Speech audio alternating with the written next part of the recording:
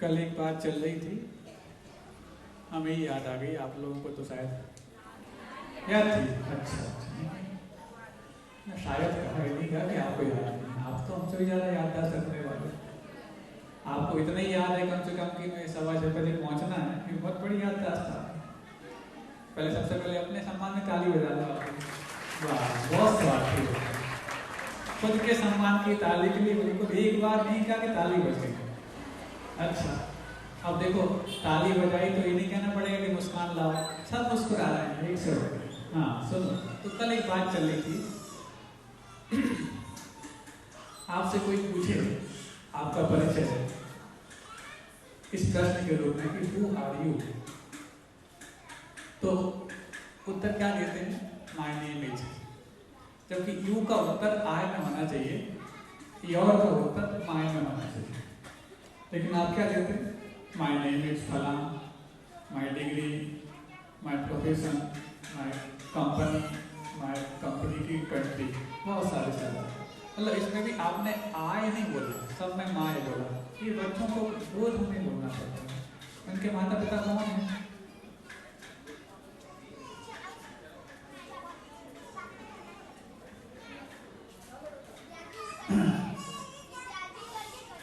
हाँ, तो उस योर का उत्तर माय में और यू का उत्तर आय में होना चाहिए, लेकिन आप यू का उत्तर भी माय में देते हैं। यहाँ पर एक इंग्लिश हिंदी की बात नहीं चल रही, तथ्य तक पहुँचना है। आप ये मत समझना कि महाराज जी इंग्लिश को यहाँ पर बोलने जा रहे हैं। इंग्लिश का मैं कभी समर्थक नहीं है, लेकिन आपको जो बात इंग्लिश में समझाई जाती है उसको सुधारने के लिए थोड़ी बहुत इंग्लिश को बोलना पड़ता है। गलती कहाँ हो रही है तो उसको बताने के लिए पहले गलती तो बतानी पड़ेगी। इसलिए उस गलती को बोलने का मतलब ये नहीं है कि गलती को समर्थन किया जा रहा है, बल्कि गलती को ठीक कैसे किया जाए इसको बताया जाता है। तो हु आर यू ये पूछा, उत्तर आपने दिया माय नेम इज। पहले उत्तर गलत हो गया, तो उसके बाद जितने भी माय माय माय माय ये सब गलत होते चले गए। अब लास्ट में जो आपने अपनी आइडेंटिटी बताई, अपना परिचय बताया, उसको यदि आपके एग्जिस्टेंस से अलग कर दिया जाए, आपके वजूद आपके अस्तित्व में कुछ कमी आएगी? उस कंट्री का नाम अलग कर दो, कुछ कमी आएगी? नहीं। उस कंपनी का नाम अलग कर दो, कुछ कमी आएगी? नहीं। उस ऑक्यूपेशन, उस प्रोफेशन का, उस व्यवसाय का नाम आपसे अलग कर दो, कुछ कमी आएगी? नहीं। आपकी डिग्री का आपसे अलग कर दिया जाए, आपका वजूद हल्का हो जाएगा? नहीं। ऐसी आपका नाम पे यदि आपसे अलग कर दिया जाए, क्या आपका अस्तित्व मिट जाएगा? नहीं। इसका मतलब मैं अपनी ओरिजिनल आइडेंटिटी के साथ जी ही नहीं रहा, मैं अपने असली अस्तित्व, असली वजूद को पहचान नहीं पा रहा। ये तो होगी आपके परिचय की बात। अब दूसरी बात है, आप अपने व्यवहार को पहचानने के लिए आपका असली व्यवहार क्या है। एक उदाहरण के माध्यम से, आप किसी ऑफिस में गए, ऑफिस में जाते ही सबसे पहला आपको कोई पायदान मिलता है तो रिसेप्शनिस्ट का, जो आपके लिए वहां पर रिसीव कर रहा होता है। उस रिसेप्शनिस्ट के सामने आपने जो भी व्यवहार किया, उस व्यवहार को यहाँ की व्यवस्था के लिए कौन नियुक्त है?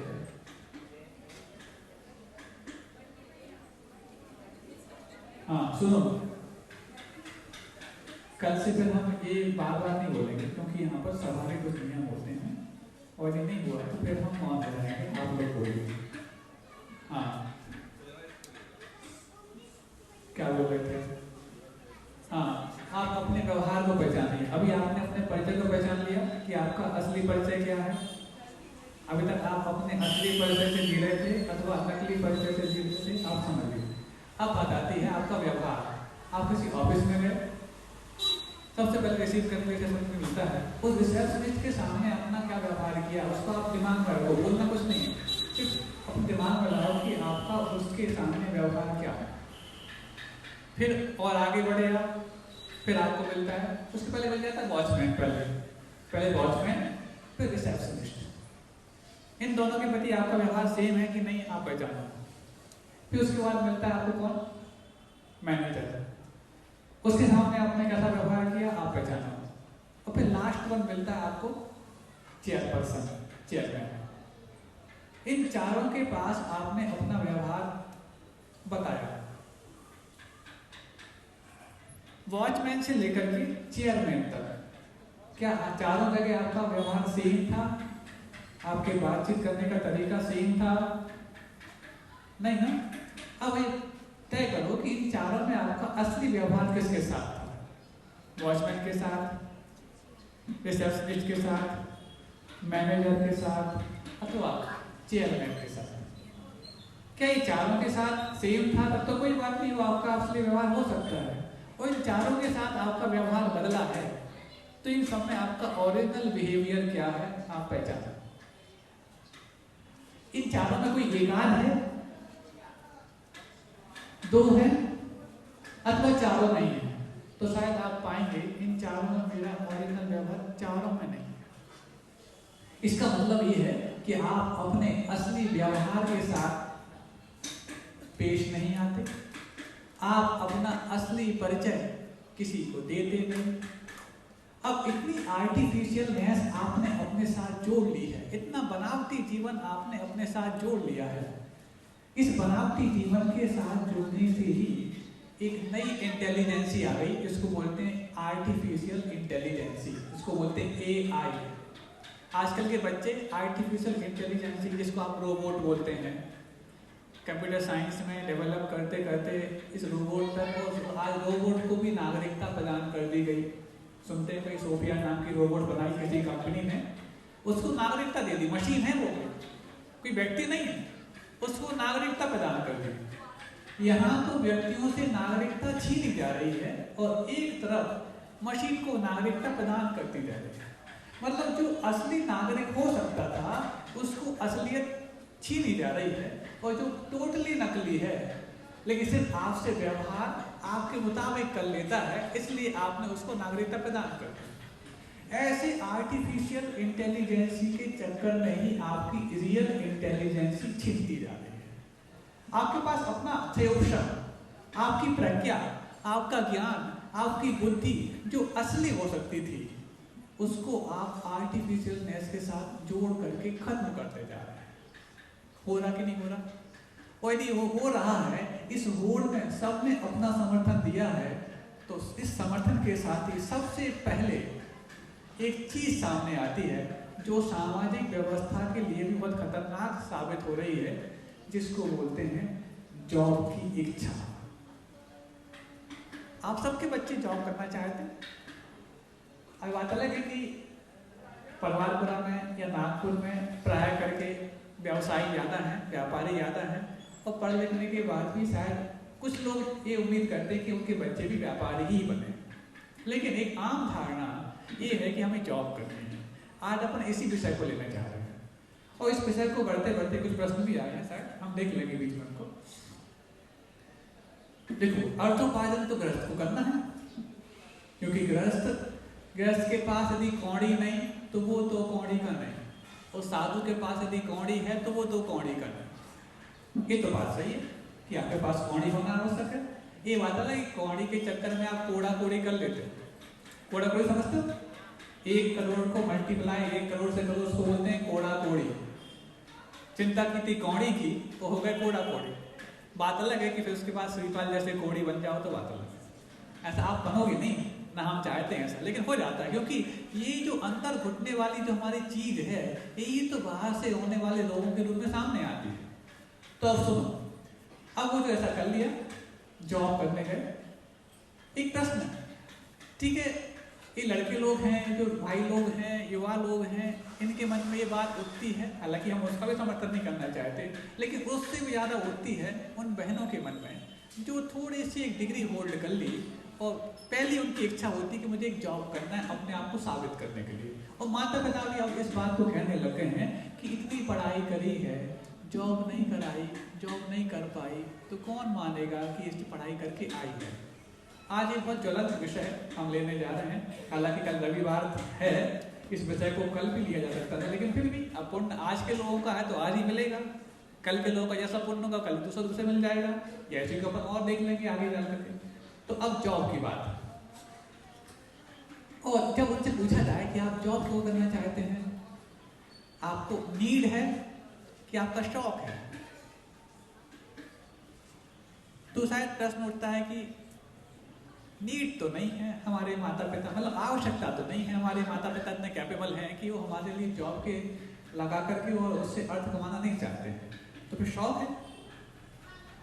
शौक कह देंगे तो फिर सामने वाला प्रश्न पूछने वाला सॉफ्ट हो जाएगा, तो ऐसा भी नहीं कह पाते, मतलब पहले ही प्रश्न वो फेल हो जाते हैं।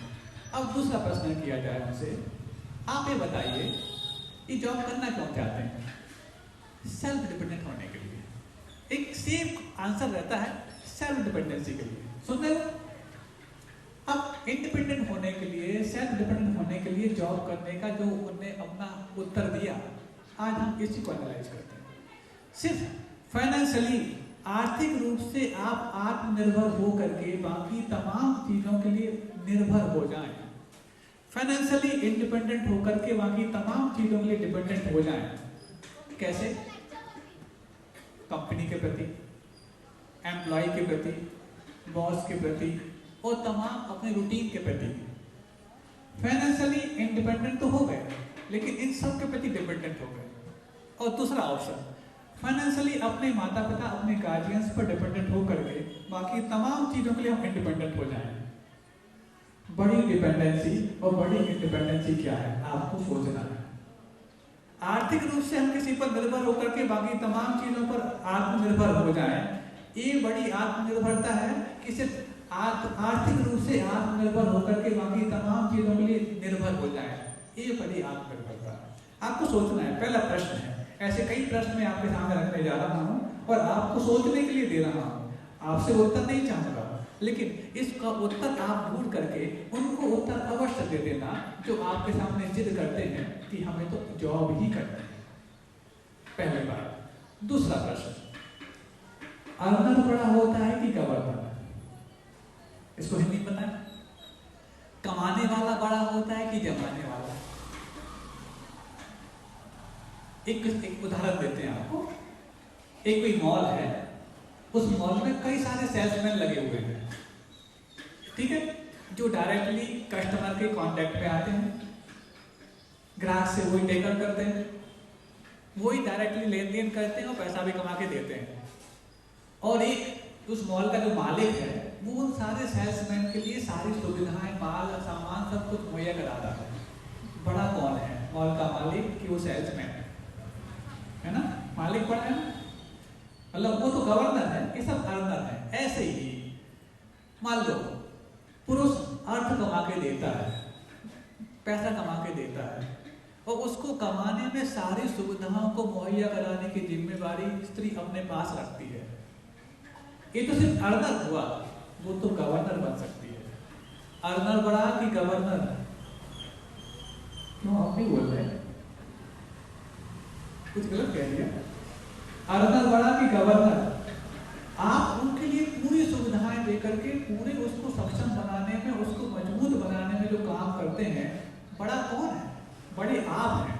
जैसे उस मॉल का मालिक बड़ा है, वो किसी कस्टमर के कांटेक्ट में नहीं आता, वो डायरेक्टली अर्न नहीं करता, लेकिन अर्न करने वाले के लिए सारी सुविधाएं मुहैया कराता है, सारी साजो सामान की पूर्ति करता है। तो आप जैसे उस मॉल के मालिक को बड़ा कह रहे हैं, ऐसे ही यहाँ पर वो गृह मालकिन जो है वो बड़ी है, क्योंकि उसको कमाने लायक यदि सारे डिपेंड बना रही है तो वो सिर्फ अपने बलबूते पे बना रही है, लेकिन वो ऐसा करते वक्त अपने आप को बड़ी नहीं मानती, वो अर्नर बनने में ही बड़ा मानती है अपने आप को। अब देखो, जब दो व्यक्ति हैं, एक कोई अर्नर हो, एक गवर्नर हो, तब तो सरकार चल सकती है। दोनों गवर्नर बन जाए तो भी नहीं चलेगी, और दोनों अर्नर बन जाए फिर तो बहुत मुश्किल है।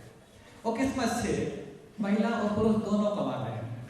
आज तो गलत विषय है, पर आपको ये फेस करना पड़ता है, अपने बच्चों की इन तकलीफों को आपको सहन करना पड़ता है, और ना चाहते हुए भी ऐसी कंडीशंस में उन बच्चों को भेजना पड़ता है जहां आप कुछ भी नहीं जाना चाहते। सुनिए, दोनों अर्नर बन गए।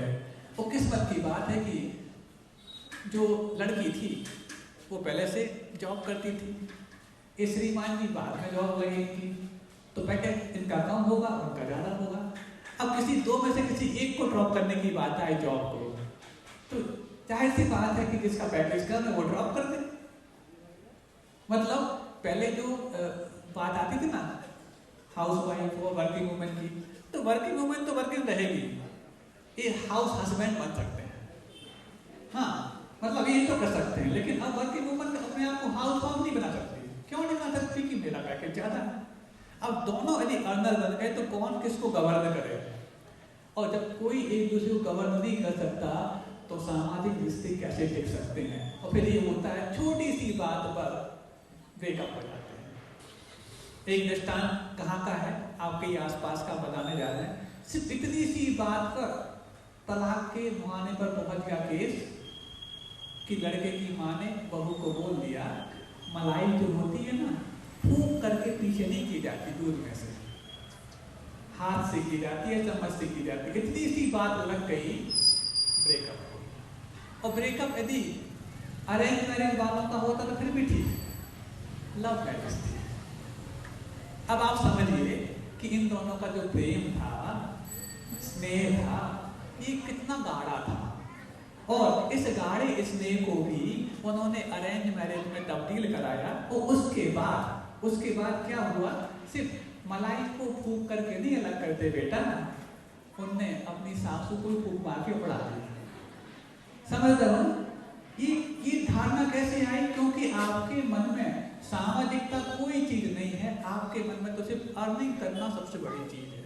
और जो मेरी अर्निंग के मामले में आगे पीछे होगा, मैं उसको आगे पीछे करने से नहीं हिचकूंगा, ये चीज। अब अगली बात आती है, चलो फिर भी ठीक है, आप जॉब करना चाहते हैं। अक्सर क्या होता है, जॉब करने में यदि महारत हासिल करने वाले होते हैं, सबसे पहले उस आसान सा कोर्स देखते हैं MBA का। MBA का फुल फॉर्म क्या होता है बच्चों? सुनो, MBA का फुल फॉर्म क्या होता है? मास्टर्स इन बिजनेस एडमिनिस्ट्रेशन, ये होता ना, मास्टर्स इन बिजनेस एडमिन, यही होता। हाँ कि ना? सुनने में समझ नहीं आ रहा है? हाँ, महाराज व्यक्ति गहरी आप पोल खोल रहे हो तो कैसे बोल रहे हैं? हाँ, हम तो मन बना के बैठे थे कि हमें जॉब करने जाना है। हम आपको जॉब करने को मना नहीं कर रहे, लेकिन एनालाइज तो कर सकते हैं कि सही क्या है, गलत क्या है। निर्णय तो आपको ही करना है, हम आपको बात नहीं कर रहे। MBA का फुल फॉर्म क्या है? Masters in business admin. और जॉब का मतलब क्या होता है? Masters in others business admin. क्योंकि आप अपने बिजनेस को तो एडमिन दे नहीं रहे, आप तो दूसरे को बिजनेस को एडमिन देने के लिए गए। मतलब आपको अपनी डिग्री का भी ओरिजिनल मीनिंग नहीं मालूम और निकल पड़े हैं काय के लिए? जॉब के लिए। जॉब करने का मतलब होता है masters in others business administration. यानी आपने क्या किया? MBA नहीं, MOBA किया है। पहले आप तय कर लो आपने MBA किया कि MOBA किया। चलो फिर भी मान लिया। एक और उदाहरण, ये सब प्रश्न किए हैं मैंने, इनके उत्तर आपको ही ढूंढना है और आपको ही अपने बच्चों को समझाना है, और बच्चे यदि हैं तो खुद को समझाना है। अगला प्रश्न, एक उदाहरण दे रहा है आपको। मान लो बिटिया कहती है कि हमें तो जॉब करनी है। हालांकि वो बिटिया यहाँ आई नहीं होंगी, क्योंकि जॉब करने वाली बिटियाओं को कहाँ समय मिला कि वो शाम को 6:30 बजे यहाँ पर बैठ सके। क्योंकि अच्छे घर के लोग घर से बाहर नहीं निकलते। कब? जब साधुओं के पास जाता हो। वो अच्छे घर के लोग घर से बाहर निकलते हैं जब वीकेंड्स में डोमिनोज जाना हो, मैकडॉनल्ड्स जाना हो, KFC जाना हो, सब चले जाते हैं। ये आपके बच्चे आपके घर में बैठे हैं, क्यों नहीं? वहां जाओगे तो आपकी जो शील व्रत है उसमें हो सकता है कुछ बट्टा लग जाए, लेकिन जब वहां जाओगे तो नहीं लगेगा। ये धारणा कहाँ से आ रही है? ये धारणा भरी जा रही है ऐसे MNC जो मल्टीनेशनल कंपनीज होती हैं उनके माध्यम से, जो उनको धर्म कर्म को चौपट करना ये एकमात्र उद्देश्य है। अब सुनो, ठीक है, फिर यदि आप जॉब करना चाहते हैं तो जॉब करने के लिए क्या है? एक उदाहरण दे रहे हैं आपको। आपके पिताजी, यदि बेटी हैं उनके लिए उदाहरण दे रहे हैं, चाहे बेटी हो चाहे बेटा हो, कोई भी समझ। अभी बेटी की मैं बात करना चाहता हूँ। आपके पिताजी एक अच्छा बिजनेस करते हैं और बिजनेस करने के बाद अच्छा अर्निंग करते हैं और आए दिन उनको बैंक में जाना पड़ता है।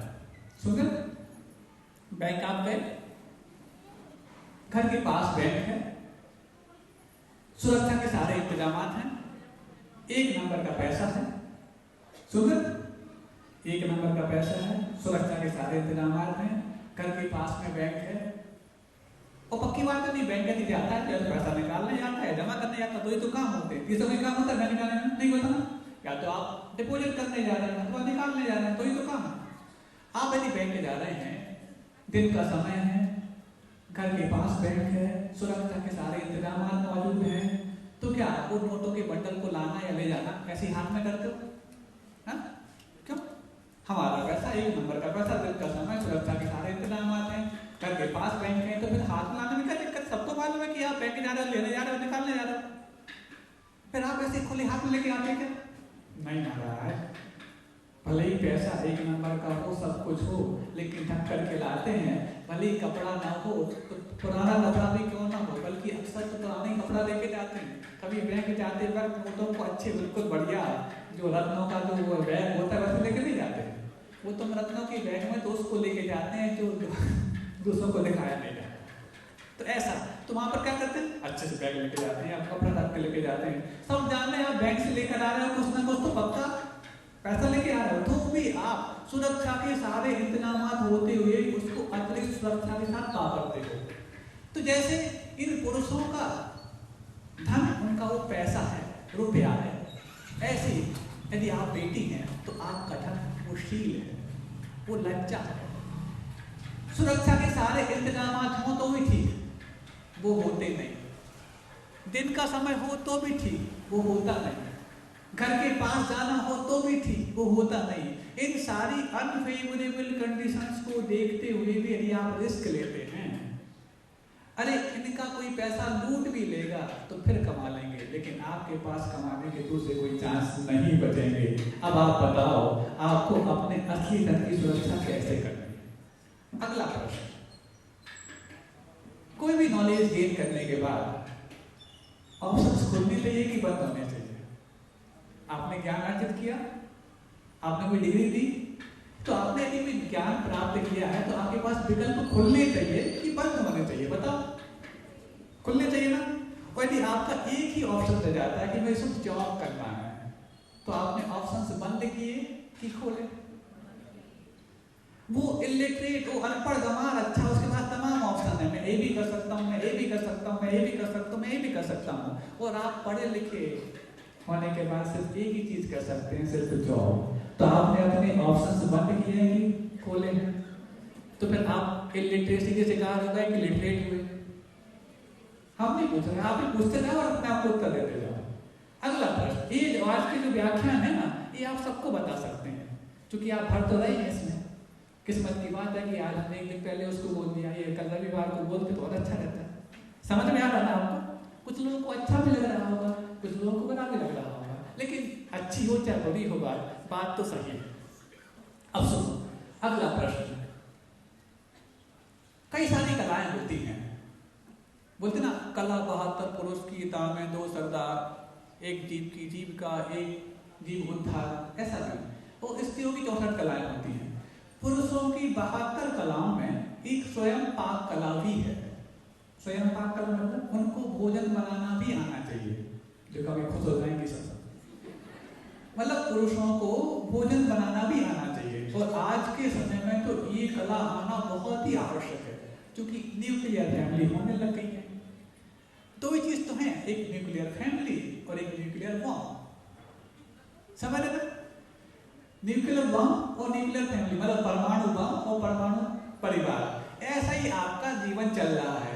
हम दो नहीं, ये तो बंद हो गई, हम दो बस स्टॉप। यदि ऐसा हम न्यूक्लियर फैमिली चाह रहे हैं तो 5 रिश्ते खत्म होने की कगार पर हैं।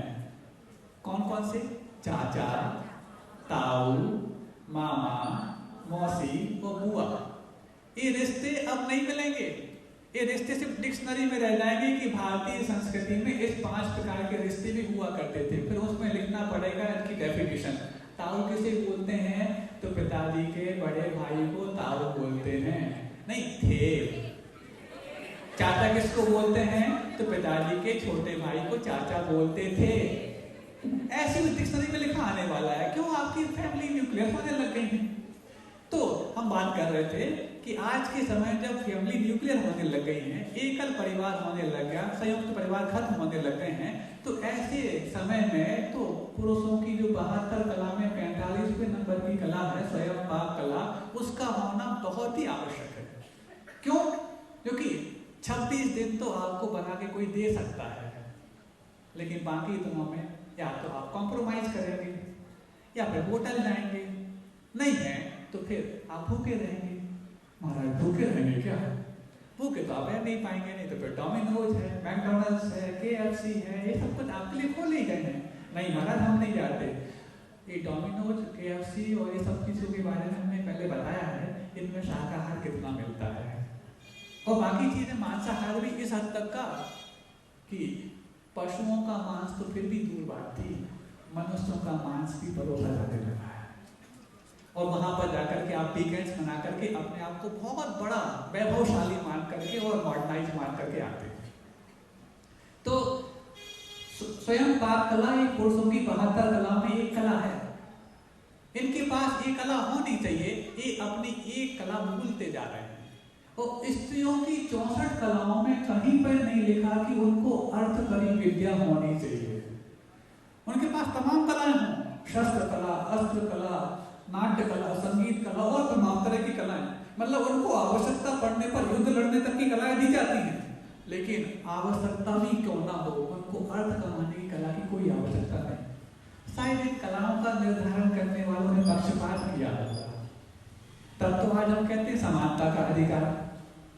आप अपनी एक कला भूलते जा रहे हैं और अपनी एक कला बढ़ाते जाना चाह रहे हैं, बाकी कलाएं भले भूल जाएं।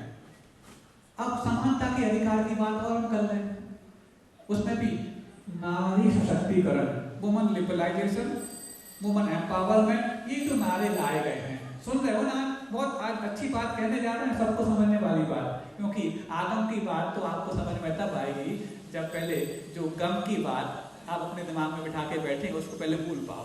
ये सब गम कराने वाली बातें हैं। गम मतलब गौन भी होता है और गम मतलब गमगीन वाला गौन भी होता है। सुनो, तो अब क्या बोल लेते हैं, क्या बोल लेते हैं, ये तो हम बता दिया। हाँ, अब समानता के अधिकार की बात कर रहे थे, तो समानता का अधिकार, अब यूनिफॉर्म सिविल कोड, अब यूनिफॉर्म सिविल कोड वो अलग विषय है जो आज चल रहा है, उसकी बात मैं नहीं कर रहा हूँ। जो पुरुष और स्त्री में समानता की बात आप सोचते हैं, पहली बात तो प्रकृति ने दोनों को अलग अलग बनाया। सबसे पहला ब्लेम और क्लेम तो आप प्रकृति को लगाओगे, तुमने हमें ऐसा क्यों बनाया और वैसा क्यों बनाया। फिर भी समानता के अधिकार की यदि आप बात सोचते हैं तो सुनो, एक उदाहरण देते हैं आपको। बच्चे को जन्म कौन देती है? माँ देती है ना, लेकिन बच्चे का अधिकार सिर्फ माँ का होता है कि पिता का भी होता है? हाँ नहीं, माँ बोले जन्म मैंने दिया, 9 महीने मेहनत मैंने की, इतना बोझा मैंने ढोया, इस पर अधिकार मेरा होना चाहिए। तो जैसे बच्चे को डायरेक्टली जन्म देती है माँ, लेकिन अधिकार दोनों का होता है क्योंकि दोनों का योगदान उसमें। ऐसे यदि पैसे को, धन को जन्म देता है पुरुष, तो जन्म देने के रूप में भले ही पुरुष अगुआ है, लेकिन उपयोग करने का अधिकार दोनों का है। ऐसे ही जन्म देने का अधिकार भले महिला का है, लेकिन उस पर उपयोग करने का अधिकार दोनों का है। तो जैसे यदि महिला बोले नहीं जन्म हमने दिया है तो हम सब कुछ करेंगे, नहीं, ऐसे ये बोले पैसे जन्म हमने दिया है सब कुछ करेंगे, नहीं। समानता का अधिकार आपको कायम मिला है उपयोग करने के रूप में, ना कि जन्म देने के रूप में। तो पैसे को जन्म देने का अधिकार पुरुषों के पास है और बच्चे रूपी, बालक रूपी धन को जन्म देने का अधिकार महिला के पास है। डायरेक्टली इनडायरेक्टली दोनों का अधिकार दोनों में है, क्योंकि दोनों का एक दूसरे का तालमेल वहां पर होता है, तभी जाके चीज सामने आती है। अब बात आती है नारी सशक्तिकरण, वुमन एम्पावरमेंट, वुमन लिबरलाइजेशन। ये दोनों नारे आए कहां से? पहले तहकीकात करते हो कि नहीं करते आप? कि कोई भी नई चीज आए, कोई भी नई चीज बाजार में आ जाए और उस चीज को हम लेने में 1 दिन या 1 आध घंटा लेट हो गए हैं, कहीं ऐसा दकियानूसी होने का कलंक मेरे भाल पे ना लग जाए, इसलिए मैं बिना सोचे समझे उसको अडॉप्ट कर लेता हूं। यही गलती हो जाती। पहले समझ तो लो, कोई भी चीज नई बाजार में आई है तो मेरे लायक है भी कि नहीं। वुमन एम्पावरमेंट नारा आया कहां से? भारतीय नारी पहले सशक्त थी, आज भी है और आगे भी रहने वाली है। भारतीय नारी स्वतंत्र थी, आज भी है और आगे भी रहने वाली है, लेकिन अपने दायरे के भीतर। क्योंकि दुनिया की सबसे बड़ी आजादी जिसको सिद्धत्व बोलते हैं, जिसको कर्म मुक्त होना बोलते हैं, जिसको स्वाधीनता बोलते हैं, जिसको मोक्ष बोलते हैं। मोक्ष का मतलब क्या है? आजादी, छुटकारा, बंधन मुक्त होना, इसी का नाम तो आजादी है। दुनिया की सबसे बड़ी आजादी जिसको मुक्ति बोला जाता है, वो भी एक दायरे को लेकर के है। क्यों?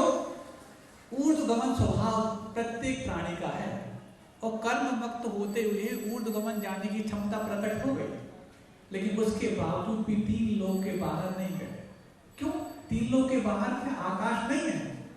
अनंत अलोकाकाश है, लेकिन धर्म धर्म नहीं है। इस कारण से 3 लोक के बाहर वो सिद्ध परमेश्वर जो टोटली आजाद हो चुके हैं, बाहर नहीं जाते। और हम चाहते हैं कि सारे नियम कायदे तोड़ करके हम अपने आजादी को पाएं। आजादी भी तभी तक सुकून देती है जब किसी दायरे में रह करके आप उसको उपयोग करना चाहते हो। भले ही आप अंग्रेजों से आजाद हो गए, तो क्या आपने अपने कायदे कानून नहीं बनाए? आपने अपना संविधान नहीं बनाया? आपने अपने जो कुछ भी लॉज हैं, ये रीति नहीं बनाए? क्योंकि हम उनके कायदे कानून नहीं मानते, इसका मतलब ये नहीं है कि हम कायदे कानून ही नहीं मानते। तो आजादी का मतलब ये नहीं है कि उच्छृंखल हो जाना। आजादी का मतलब है कि किसी एक विशिष्ट प्रावधान के तहत अपने आप को अमल में लाना, इसका नाम होता है आजादी। और हम वुमन लिबरलाइजेशन की बात करते हैं और किसी भी बंधन को स्वीकार नहीं करना चाहते हैं। ये नारे कहां से आए, मैं आपको बताना चाह रहा था। सुनो, ये दोनों नारे, woman uniformity, woman liberalisation, woman empowerment, ये नारे आए हैं वहां से, और उन लोगों के द्वारा दिए गए जिन लोगों के नारी के बारे में विचार क्या है आपको बताना चाहता हूं। ऐसे उनके गंदे विचार हैं जो मैं बोल नहीं पाऊंगा। 1-2 विचार ही मैं बोल सकता हूं जो मेरी मर्यादा के भीतर संभव है। पहला, नारी के बारे में उनका पहला विचार है, नारी में तो आत्मा ही नहीं होती। आप स्वीकार कर पाओगे? आप लोगों के पास आत्मा नहीं? जो नारी को आत्मा से विहीन मानता है, यदि वो नारी को स्वतंत्रता का अधिकार और नारी सशक्तिकरण की बात कहता है, तो उसका नारी के इस उद्देश्य के प्रति क्या भावना होगी, आप देख लीजिए। दूसरा, इनको तो एज ए चेयर उपयोग करना चाहिए। थोड़ा सा गंदा हो गया, लेकिन फिर भी बात आ गई। अब इसके बाद मैं कह नहीं पाऊंगा क्या विचार है, पढ़ लेना कभी आपको मिल जाए। क्या ऐसे गंदे विचार जिसकी स्त्री और नारी के प्रति हैं, यदि उनने ये नारे आपके सामने रख दे कि वुमन लिबरलाइजेशन, वुमन एम्पावरमेंट, तो ऐसे उन विचारों के पीछे उनका उद्देश्य क्या होगा, आप देख लीजिए। अगला प्रश्न, मान लो कोई कंपनी है, इस कंपनी में आप इंटरव्यू देने गए, सुंदर, बिल्कुल हम कोई ऐसी बात नहीं कर रहे जो आपको समझ में ना आए, बहुत सिंपल सी बात कर रहे हैं और आपसे प्रश्न पूछ रहे हैं, उत्तर पूछना भी नहीं है, सब आपको अपने मन को सोचना है। किसी कंपनी में आप इंटरव्यू देने गए, कैंपस आया मान लो, इंटरव्यू आपको देना है और कई सारे बच्चे सिलेक्ट हो गए। अब 3 कैंडिडेट बचे हैं और 1 सीट बची है। उनमें से 2 बॉयज हैं और 1 गर्ल है। 3 कैंडिडेट, 3 उम्मीदवार हैं और 1 मात्र व्यक्ति है, उसको नियुक्त किया जाना है। और मान लो तीनों का टैलेंट बराबर है।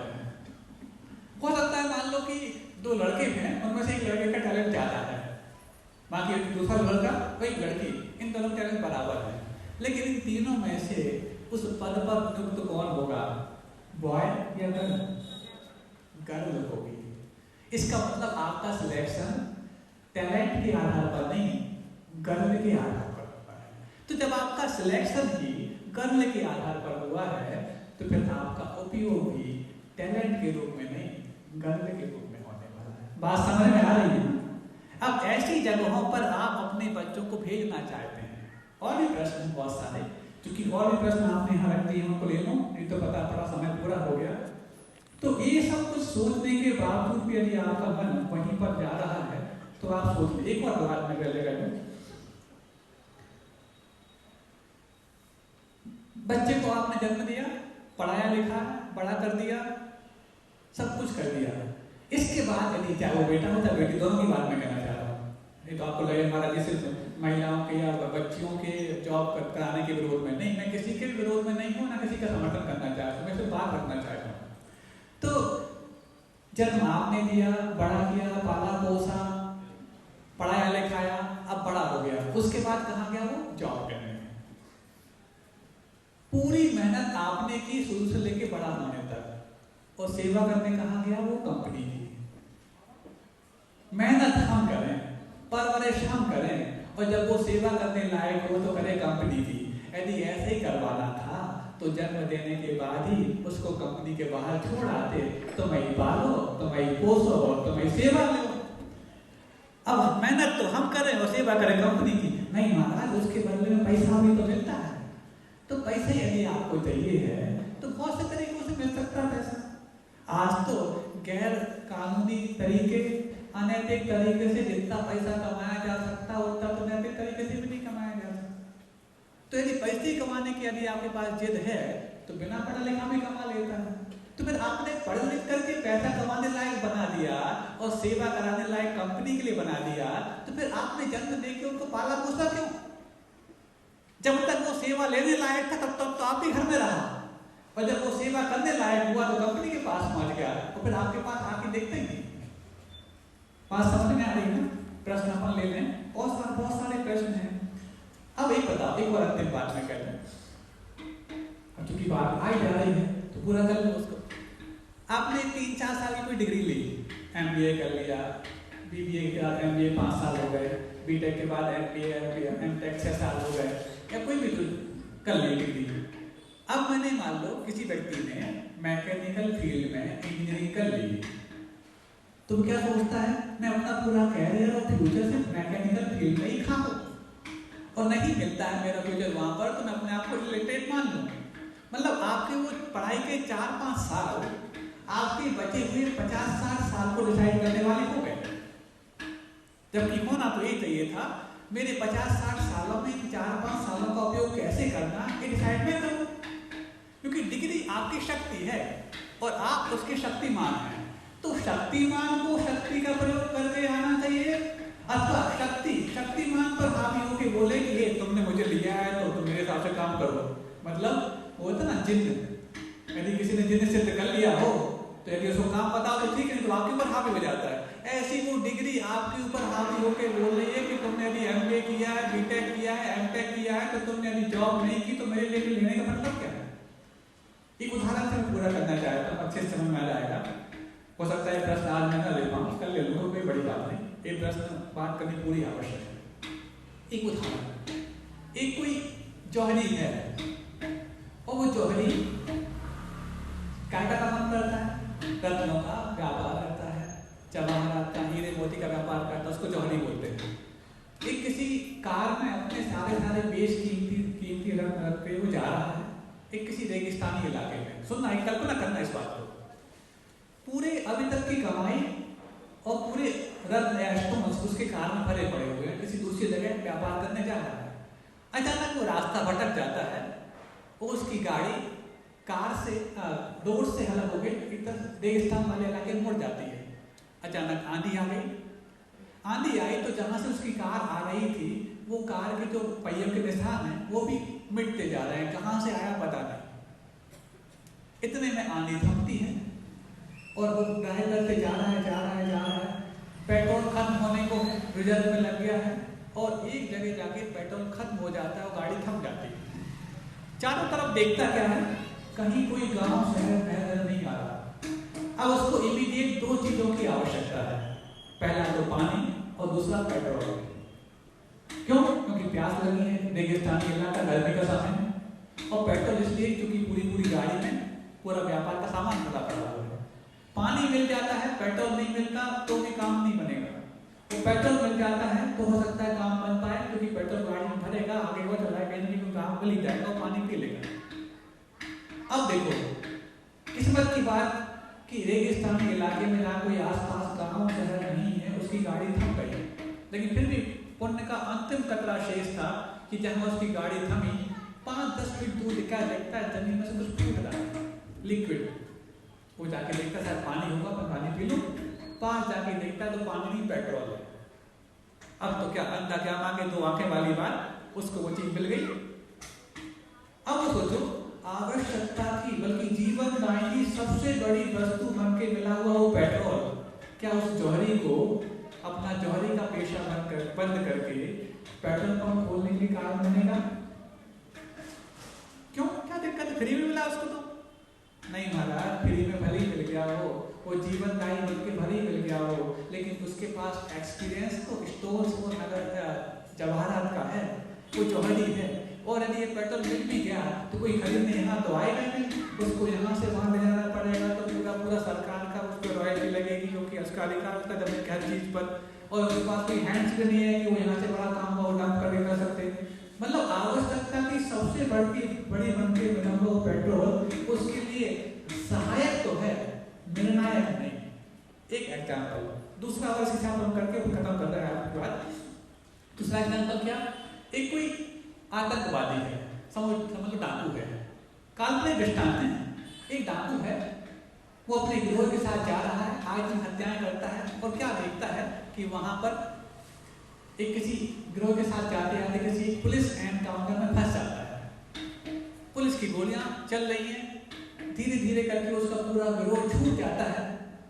अंत में जिस घोड़े पे सवार था उस घोड़े के पैर में भी गोली लग जाती है, घोड़ा वहीं छूट जाता है और खुद भागता है जंगल की ओर ताकि छुप सके। पूरा गिरोह छूट गया, अपना घोड़ा छूट गया, और अंतिम समय में जब वो जंगल में छुप पाता उसके पहले उसके पैर में भी गोली लग गई। वो गोली उसके पैर में लगी, सीने में नहीं लगी। जान तो बच जाएगी, लेकिन बहुत देर तक यदि पैर की गोली नहीं निकली तो भी जान चली जाएगी। अब वो घिसटता मंगाता जंगल में आगे बढ़ गया। पुलिस से तो बच गया, लेकिन अभी जान बचानी आवश्यक है। वो अंदर जाके क्या देखता है कि झोंपड़ी है, उस झोंपड़ी में एक ऐसा व्यक्ति जो सेवा भावी है वहां पर बैठा हुआ है, और वो इंतजार कर रहा है कि मैं जंगल में किसी की सेवा कर पाऊं। हर सारा सामान लेके वहां बैठा है, धन पैसा भी, भोजन पानी भी और ट्रीटमेंट करने की व्यवस्था भी।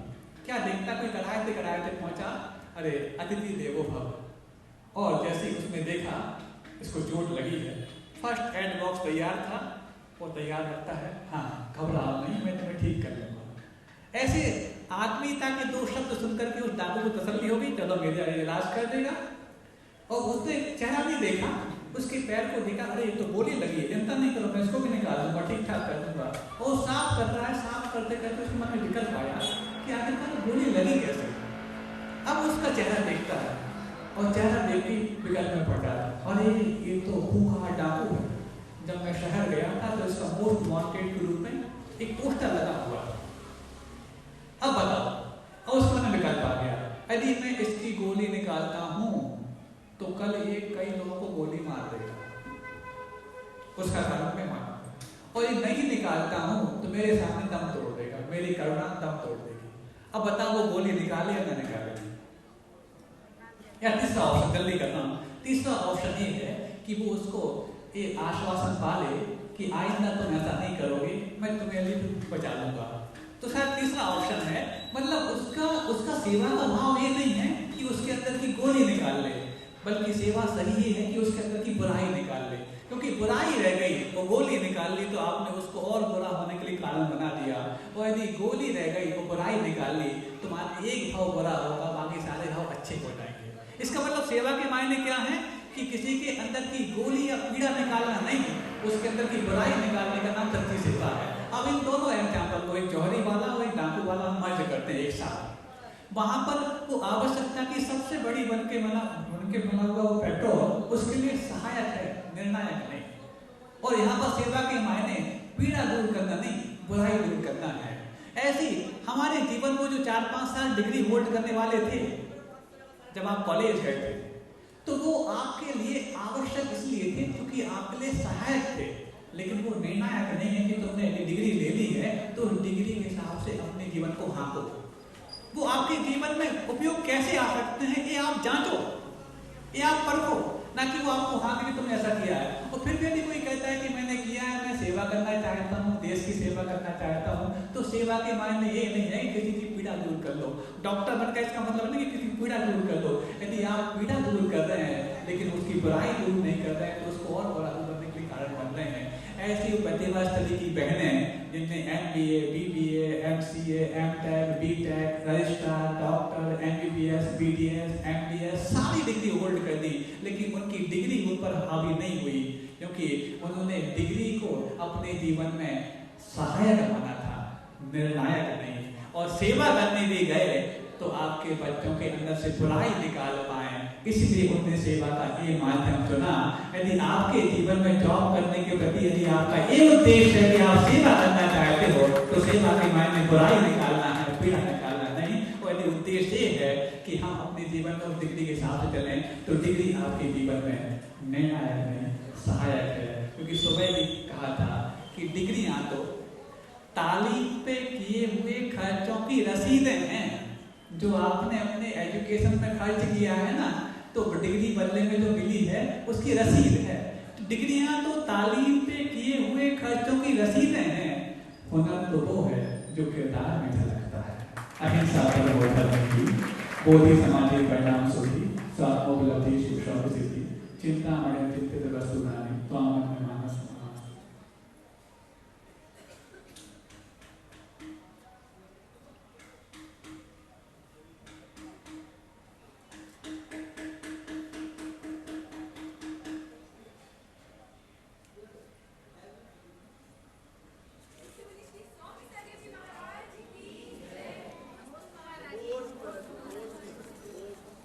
ये प्रश्नों के उत्तर हम कल दे देंगे, है ना?